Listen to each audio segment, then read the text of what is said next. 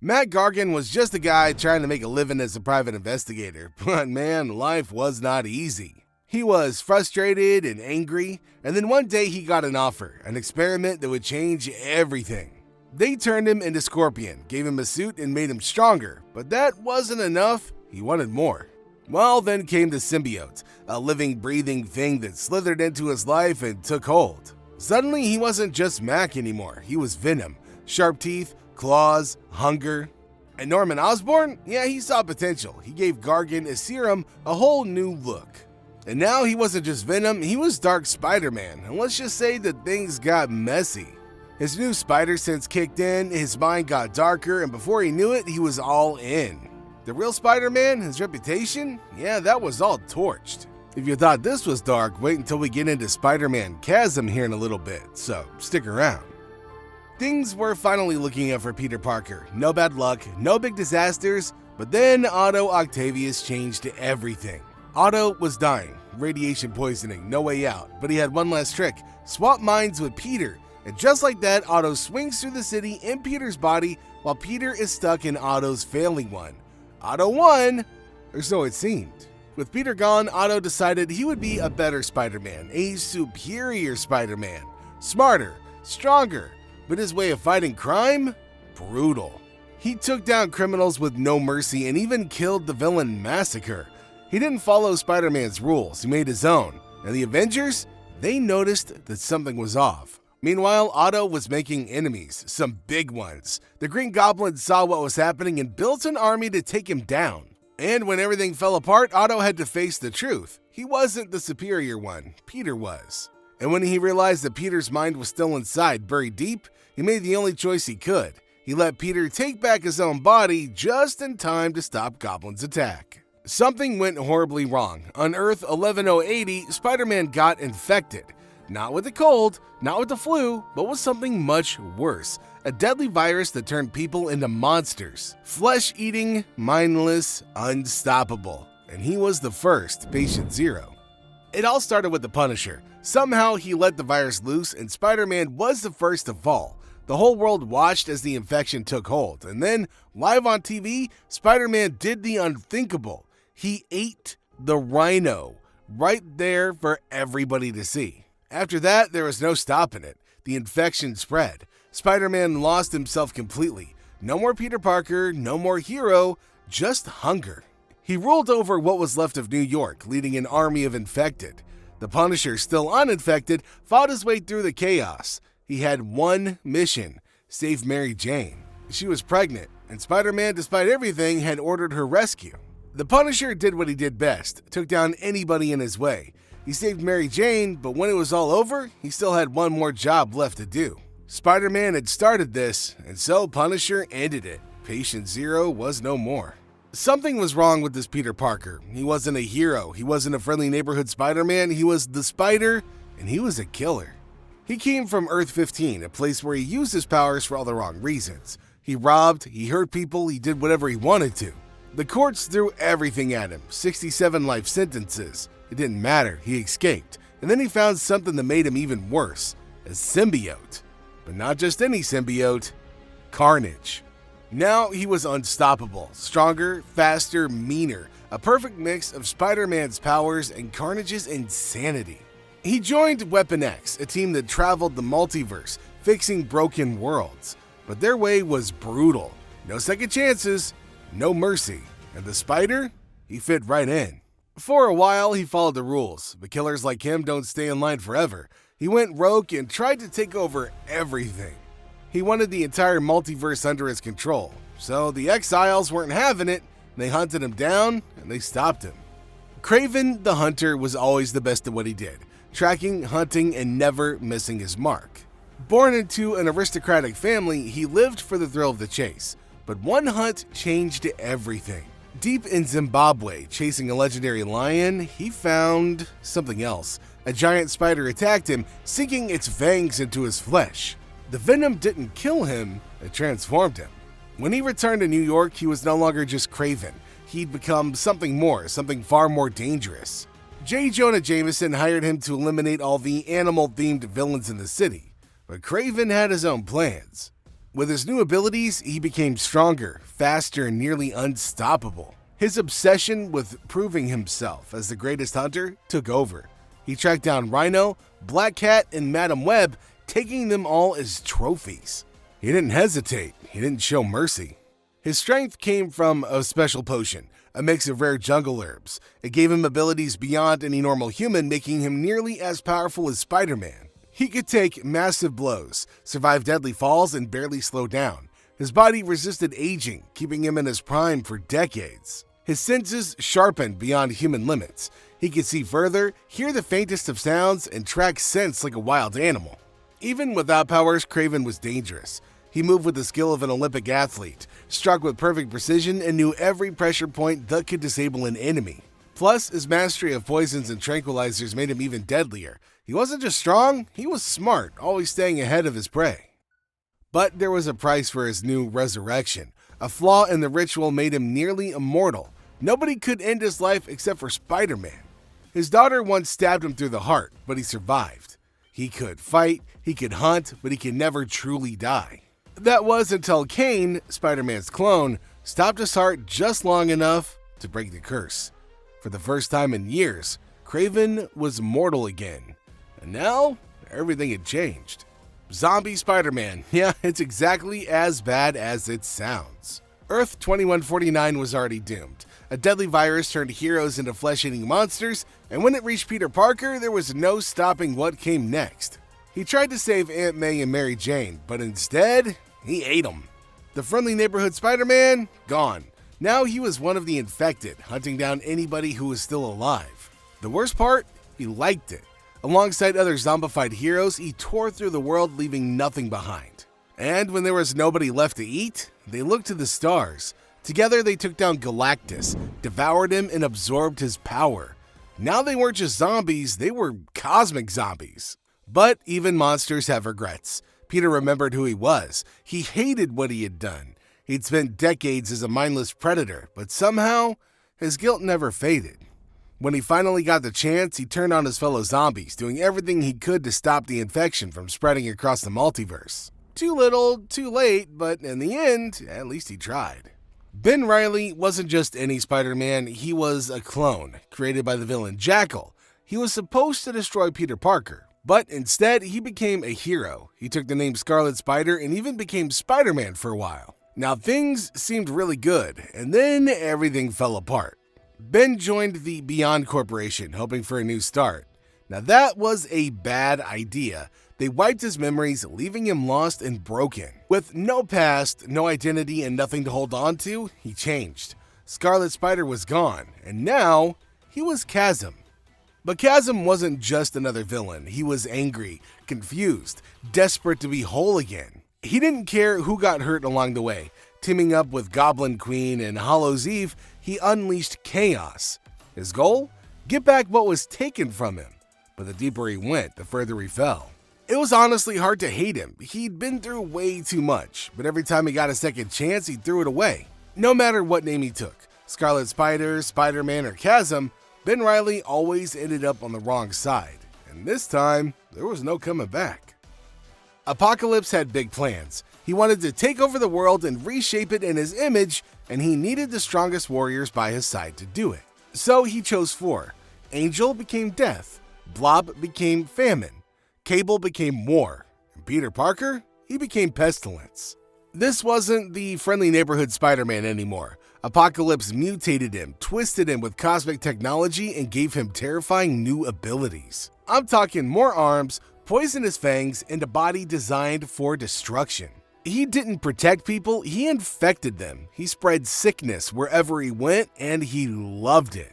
Then came Deadpool, Cannonball, and Siren. They were looking for their lost friend Cable, but instead they found Pestilence, and he was not happy about it. Alongside Famine and Archangel, he went straight for them, ready to tear them apart. But even with all of his new powers, he wasn't unstoppable. The heroes fought back hard, and one by one, Apocalypse's horsemen fell, Pestilence included. In another reality, there was an even worse version of the Spider-Man, one that bonded with an alien symbiote. But even in this twisted universe, Spider-Man was just another pawn in Apocalypse's game. And in the end, like all of them, he lost. But if you thought that was bad, hold on to your horses, because we're going to talk about Savage Spider-Man here shortly. You don't want to miss out on this one.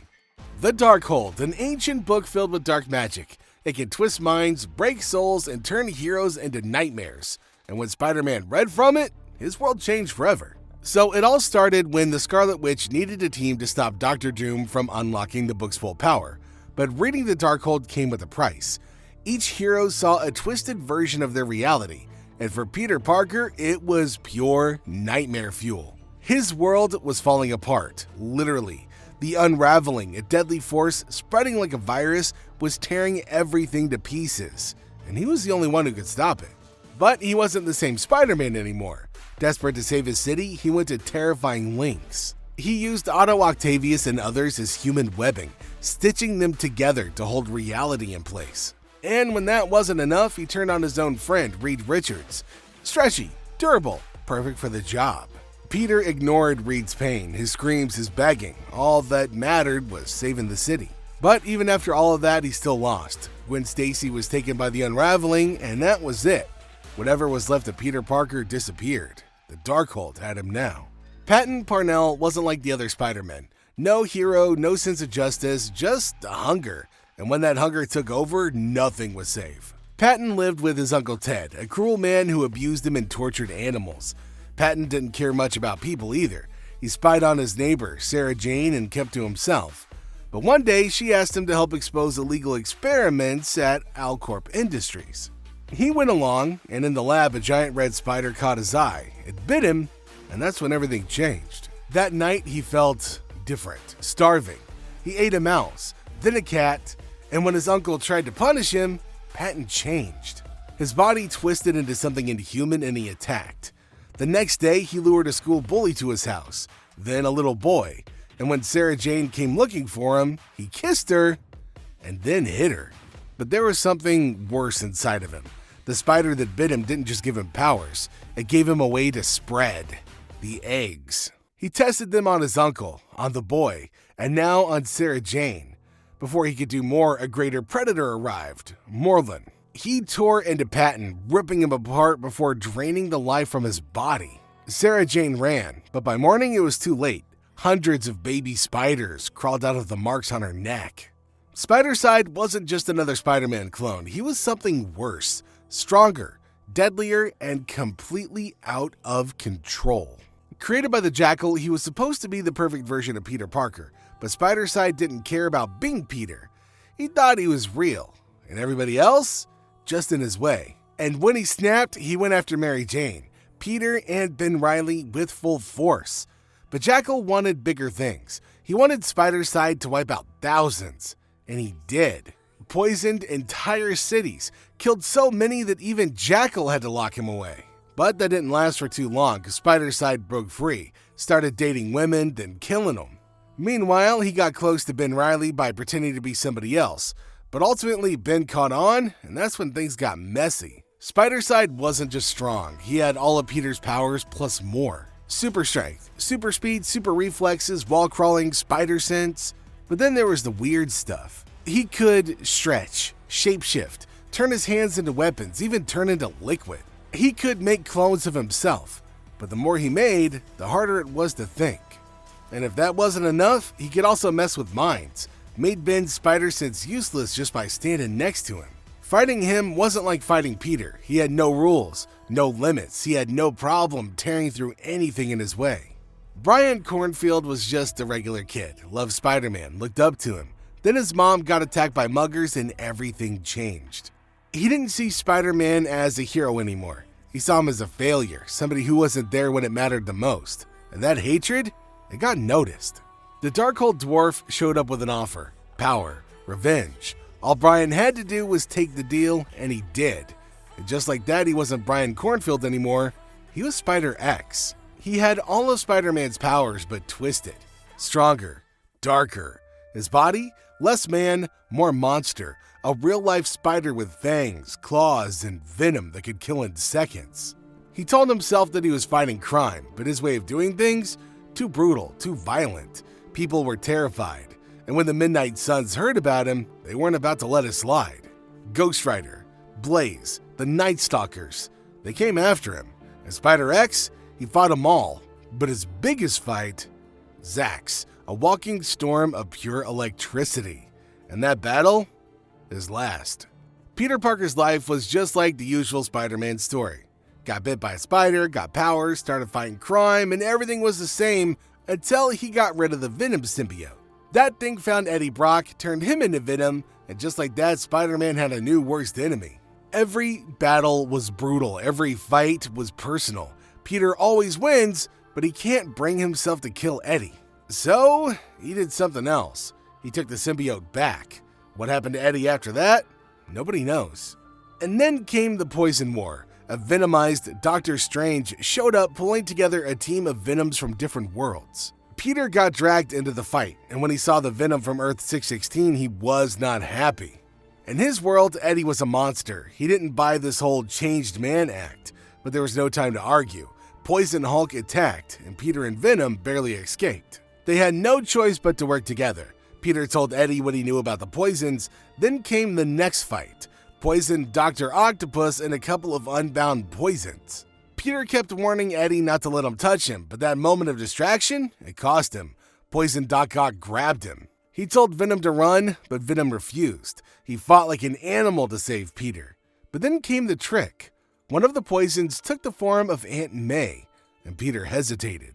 He reached out, and in that split second, he was gone. The poison consumed him, turned him into something else, poisoned Spider-Man. And the first thing he did? Attack Venom. Peter Parker was in the fight of his life. The Immaculatum, a dangerous group led by Baron Zemo, had created a powerful serum called A+. It made people stronger, faster, and completely under their control. Zemo injected Spider-Man with it, thinking that he'd just gained the ultimate weapon. But things didn't go quite as planned. Peter's radioactive blood changed the serum, twisting his body into something terrifying. He became a massive spider monster, more beast than man. He still had his mind, but Zemo was calling the shots. Spider-Man was forced to fight, his body obeying orders that he didn't want to follow.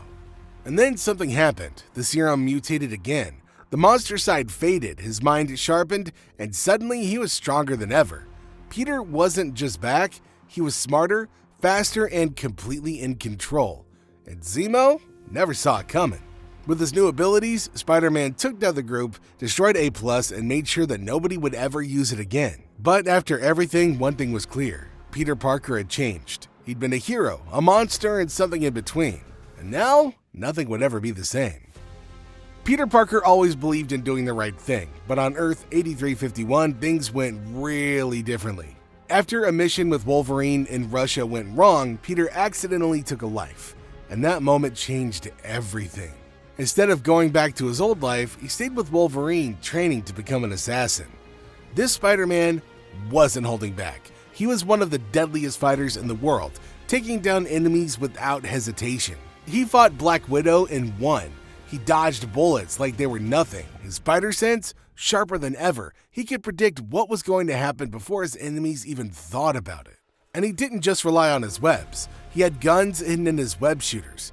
He was faster, stronger, and more ruthless than his other versions. His healing factor helped him recover quickly, and his stamina kept him fighting for hours without slowing down. When the Spider-Verse war broke out, the Spider-Man joined the fight against the Inheritors. But one thing was clear, he wasn't the friendly neighborhood hero anymore. He was an assassin, and nothing was going to change that. Okay, so did I miss any other evil versions of Spider-Man? If so, let me know in the comment section down below.